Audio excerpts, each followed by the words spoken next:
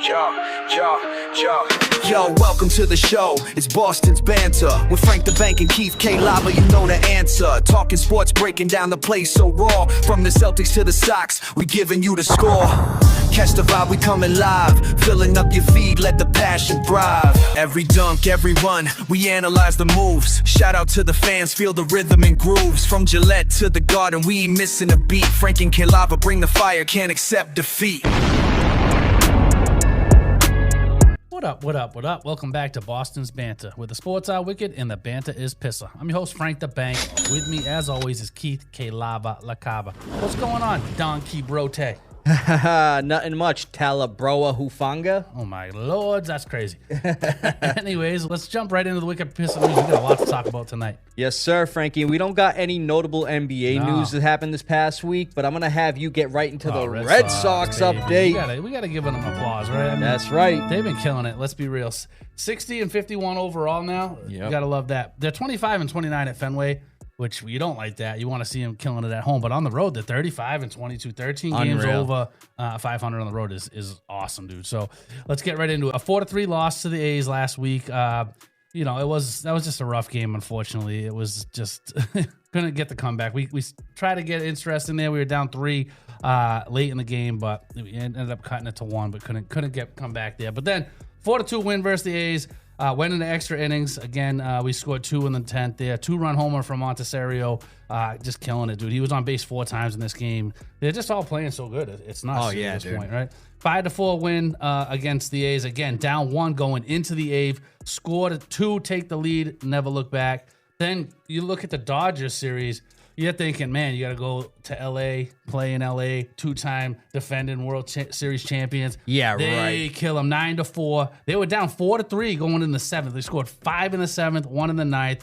Huge win right there. Seda and Rafaela with that 2-run homer to take a 5-4 lead. Nuts, then the Sox went off from there. Yeah, they were going nuts.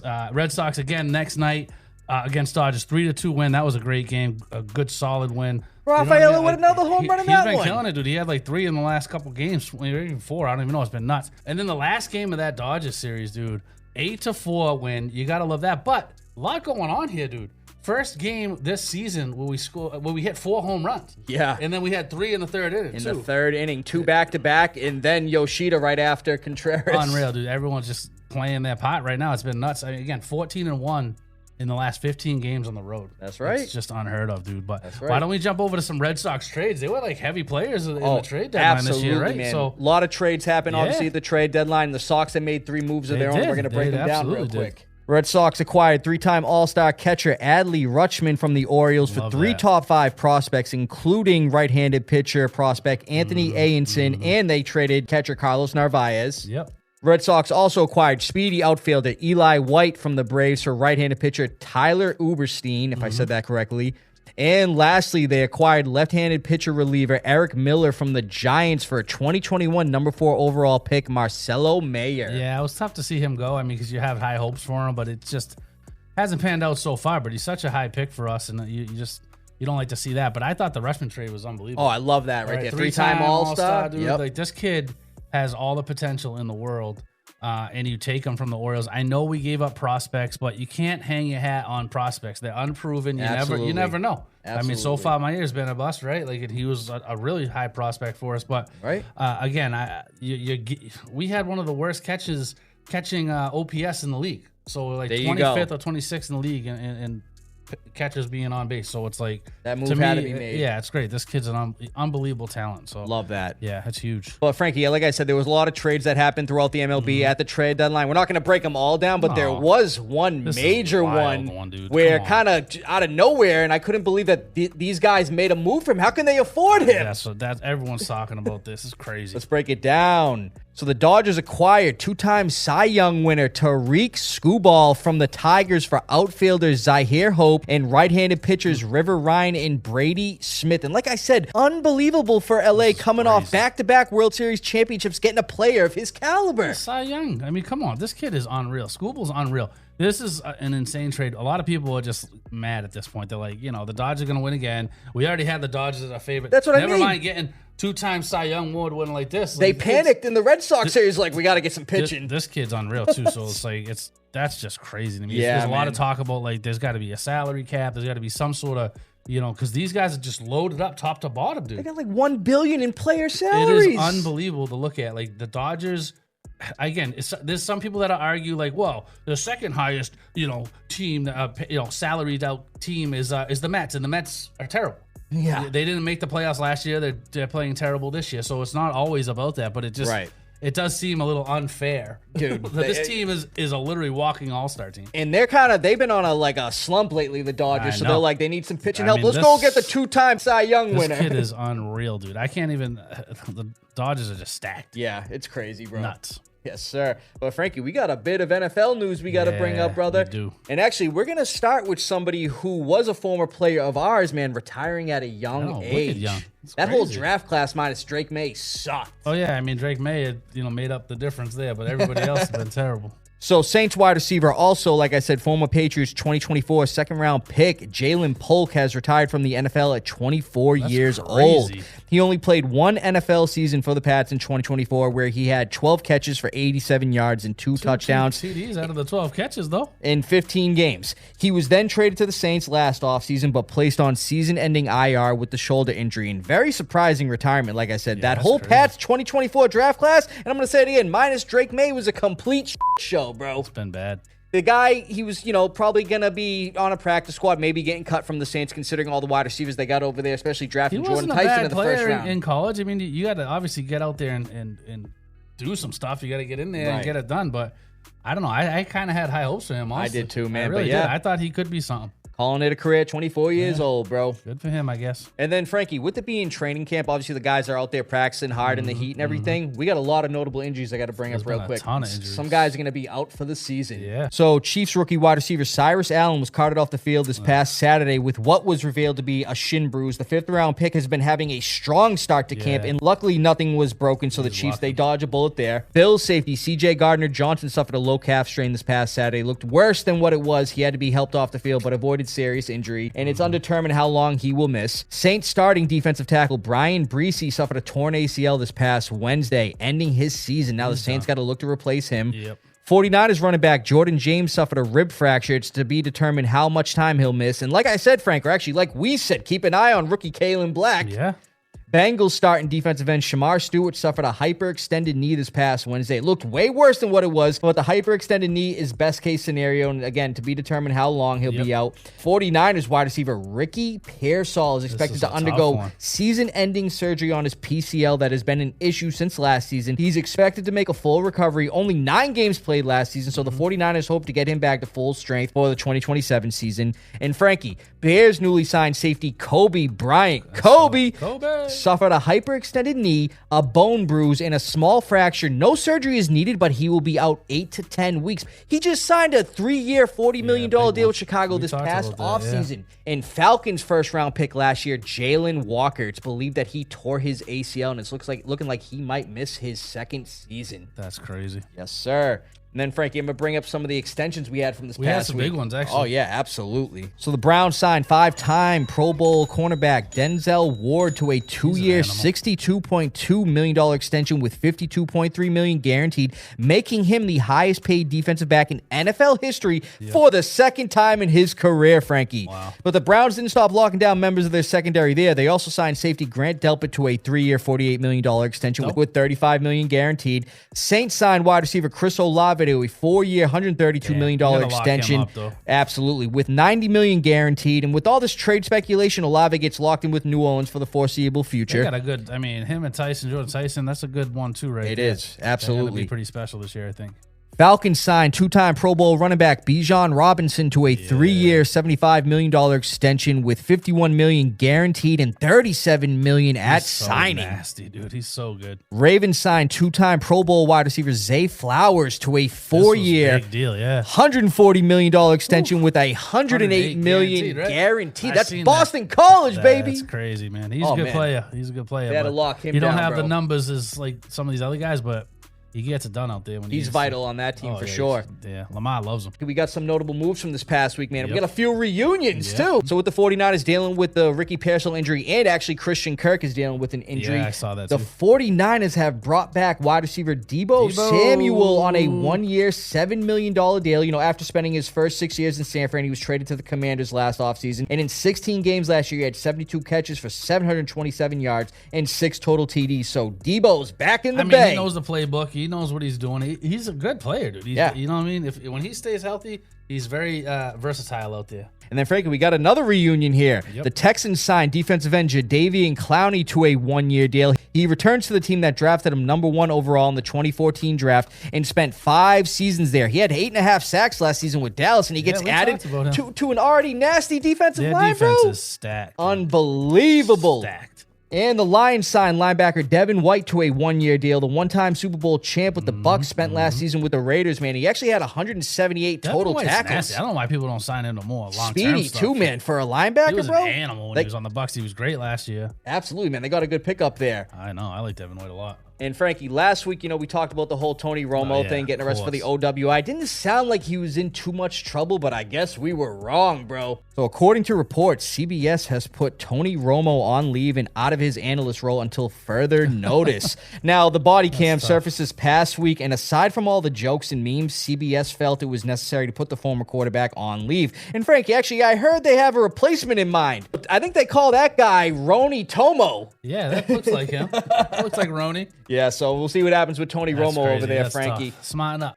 But Frankie, before we get out of Wicked Pissah News, we like to always dog on Will Levis, and I actually have a clip from him this past week. This week. I know I've put the tape out there already that I'm a dang good quarterback in this league, and I'm even better than I ever have been. So I know I'm, I think there are not 32 quarterbacks in this league better than me. I know that for sure. Bro, you got to love that. Kawhi Leonard even thought that was funny. That's just wild. I mean, listen, he had a couple games where he showed some potential, honestly. Then he had a lot of games where he's doing like bonehead play of the week type stuff. You know Bro, that's what I'm saying. And he said there's not 32 quarterbacks better than him. No, there's 64 quarterbacks better than him. Yeah, the third string. You're forgetting about the third string, too. We got to keep adding that up. That's right, Frankie. We're at 96. That's what I'm talking about. But all right, Frankie, good stuff, brother. Love it. Another great Wicked Pissah News. We're jumping right to the lava round with some more over-under futures predictions for this season coming up. We're going to start right with quarterback passing yards again. Brock Purdy, 3,775 over-under yards this season.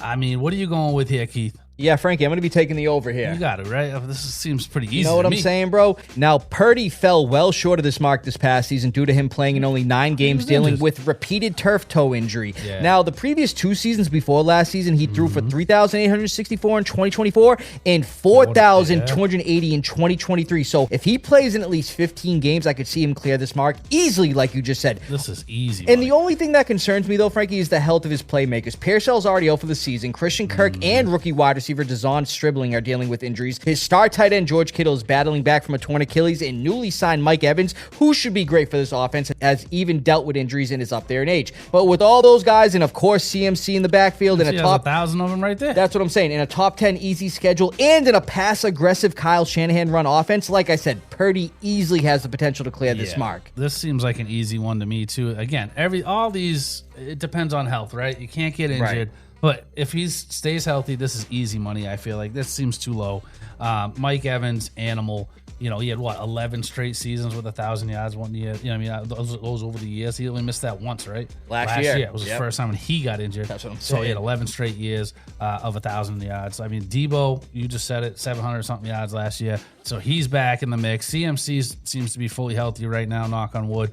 I mean, Christian Kirk, even as a third, that's a pretty good third receiver. He should come back healthy. When Kittle comes back, maybe he misses a few games early in the season, but he's a top 5 tight end. They got weapons. Their weapons are crazy. And again, pass-heavy offense like that, I feel like he's going to go off again. Absolutely. So, let's move over to QB passing touchdowns. Caleb Williams, 24.5 passing touchdowns. Over, under here. I'm going to jump on this one first here. Ben Johnson, the way he runs his offense, this is easily an over for me. This is crazy, right? So, he almost had 4,000 yards passing last year. Right. He had 27 touchdowns last year. Top 6 fantasy quarterback last year. Again, Ben Johnson, when Jared Goff, everyone wrote him off as a straight up bum. And look what right? happened. This is the number 1 overall pick, Caleb Williams, we're talking about here. Goff went crazy. He was like second in the league, first in the league in touchdown. Like he's way up there in touchdown under his offense, Ben Johnson. So I know they have a very tough schedule. That's why his number seems low to me. And they lost DJ Moore, but Burden and Odunze, Loveland. I mean, they have a great passing attack there, in my opinion. So. Right.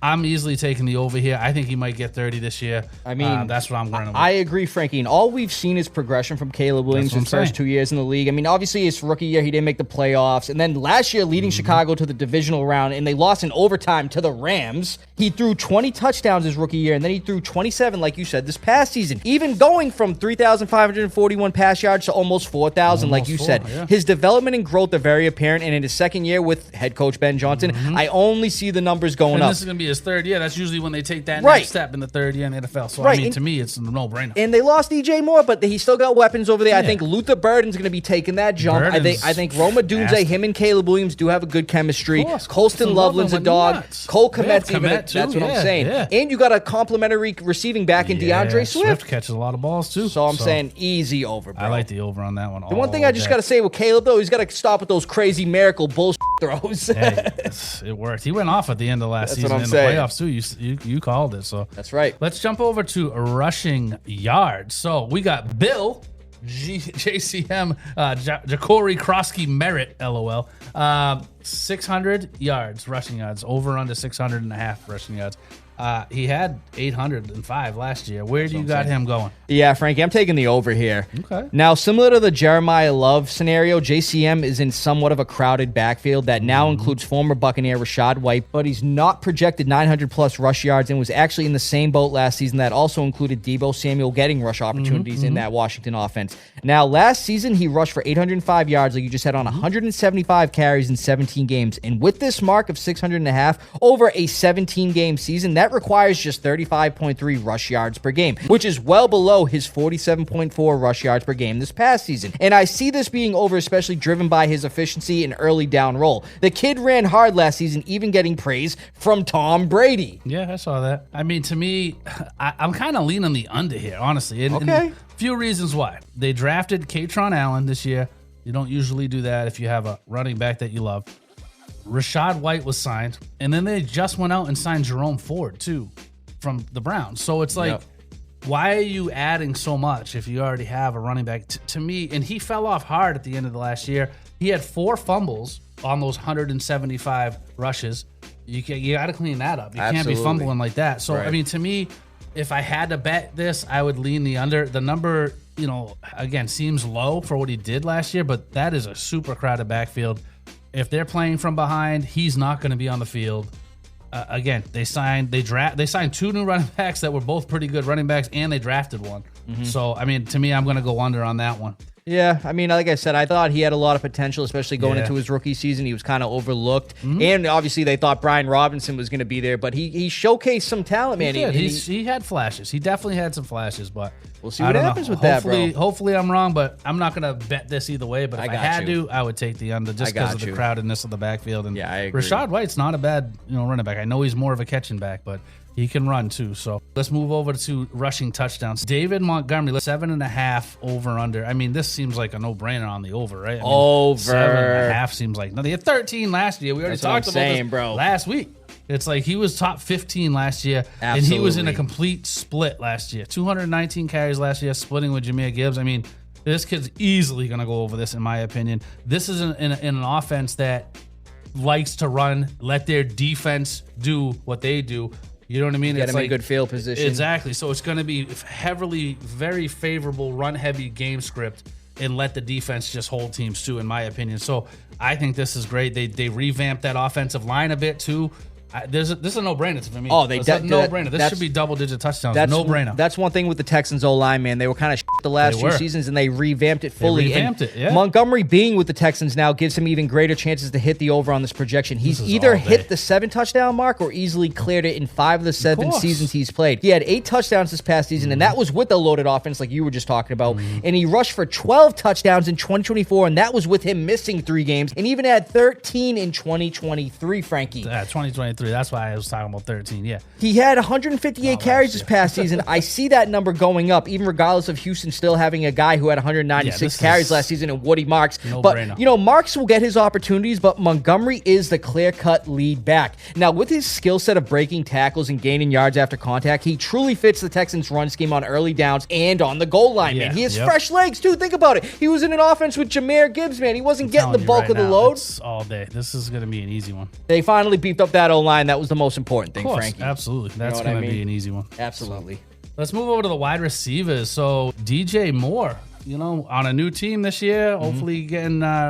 refreshed over here, but 775.5 over under receiving yards, back with his former OC, Joe Brady, while he was in Carolina. That's right. And Frankie, I'm glad you brought that up because I'm going to be taking the over, and that's one of the main reasons I'm bringing up the over. So Buffalo is known for their phrase, everybody eats. We've all heard it, meaning they like to spread the ball around. And Moore's numbers did take a dip this past season. Yeah, they did. Now, 682 yards. And mind you, too, another offense with a lot of mouths to feed in Buffalo. In 17 games last season, he had 50 receptions for 682 yards. The only time in his 8-year career going under 775 receiving yards. But the reasons for him going over, Frankie, like I was just talking about in this trade to Buffalo, catching passes from Josh Allen, gives him the most talented and elite quarterback he's played with in his entire career. No disrespect to Caleb Williams or Cam Newton, who was practically done in Carolina when he was there. Whatever. Also, the system, like you just said, new Bills head coach Joe Brady is very familiar with DJ Moore. He was Moore's OC over in Carolina for a few seasons where Moore had some of the most productive seasons of his career. Buffalo also traded a high draft pick to have Moore as their top outside target, a role that has lacked in Buffalo since Stephon Diggs left. So big plans for him there.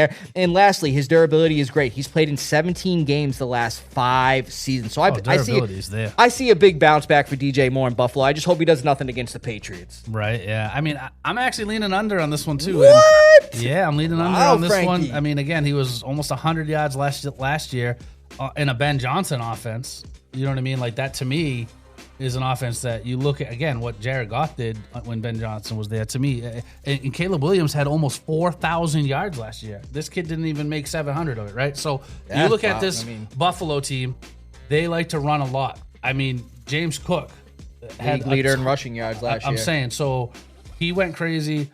Josh Allen likes to run. He likes to throw to the slot where he does not, again, the OC is going to change some things here. Joe Brady might change some things, but their team leader last year only had 712 receiving yards, and that was Khalil Shakir in the slot.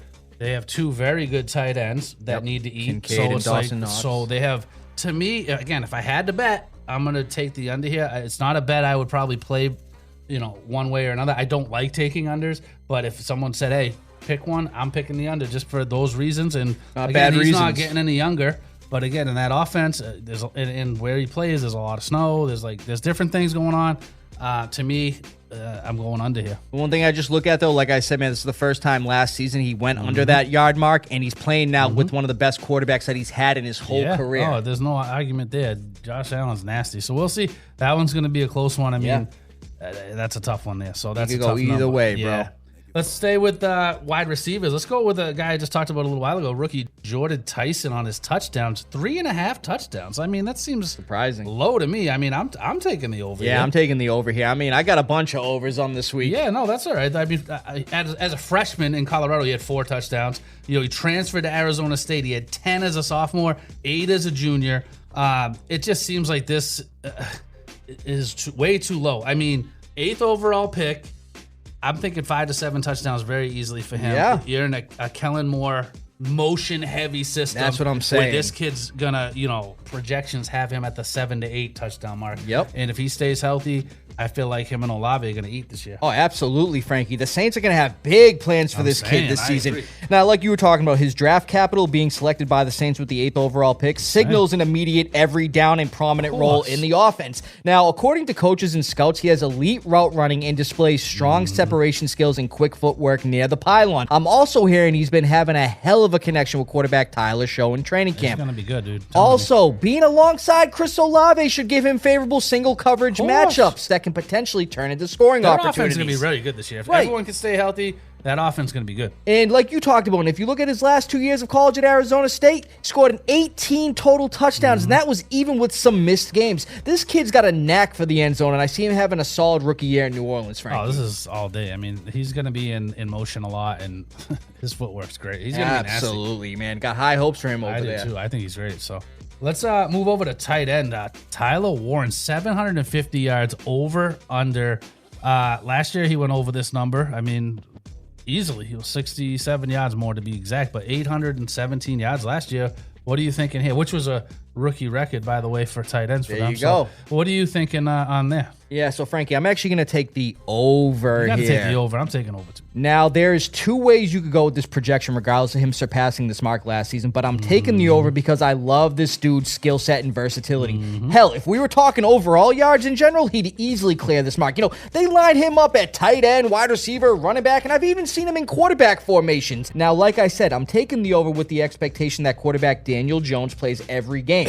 He's expected to be ready for week 1 after that Achilles tear last season in week 14, and the only way he goes under, Frankie, this projection is if Jones gets hurt, because Warren's numbers, they actually took a massive hit without Jones. Well, that's the thing. I mean, if Jones gets hurt, it's going to be bad. Obviously, if he gets hurt, it's not going to make it, obviously. Right. Those are the two big things. But even if Jones gets hurt, Pittman's gone. That's 111 targets up for grabs. That's one thing I wanted to bring up, too. That's something, too. Like, it's like, I don't know. I agree with that 100%. Yeah, even if Daniel Jones wasn't playing, I'd still think he's going over this mark for that reason, too. He was like on a projection to possibly hit 1,000, Frankie, but in the last 5 games without Jones, his receiving yards, 15, 19, 30, 43, and 26, but he still had 817 receiving yards like we talked about. Now with his quarterback, he gained chemistry with back. The Colts also traded, like you said, Michael Pittman, and that's going to open up a lot of things for him, especially over the middle of the field. This is all day. Head coach Shane Steichen loves to heavily utilize Warren's versatility, keeping him on the field a lot, especially as a mismatch weapon. And like I said, having Daniel Jones back will be huge for his production, as Jones relies heavily on tight ends, especially on a short area options over the middle. And with his recent injury,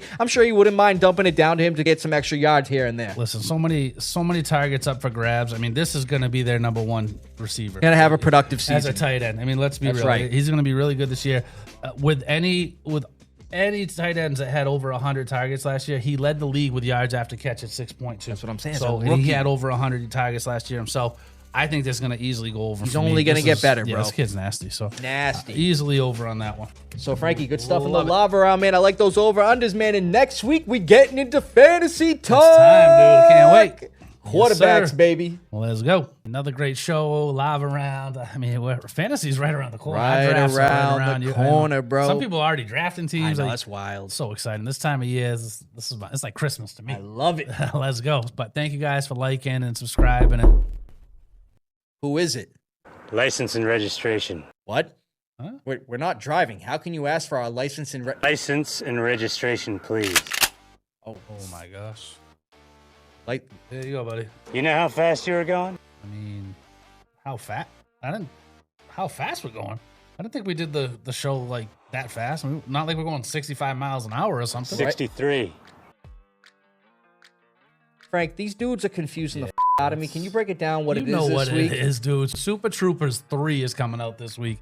These first 2 were so funny. It was insane. Really were, especially the opening scene of the first one. Oh my gosh, I love those. Killed me. Yeah. Where are you boys headed? I mean, I'm going home. Yeah, we were gonna go home right after the show. Almost made it. All right, Frank. Like I said, dude, these dudes are confusing the out of me, dude. Let's just get up on out of here. From Beantown to your town, stay wicked pissa. From Foxborough to your borough. Thanks for listening, everybody. We're gonna see you next week. Frank, you hear that? I do hear that. Oh.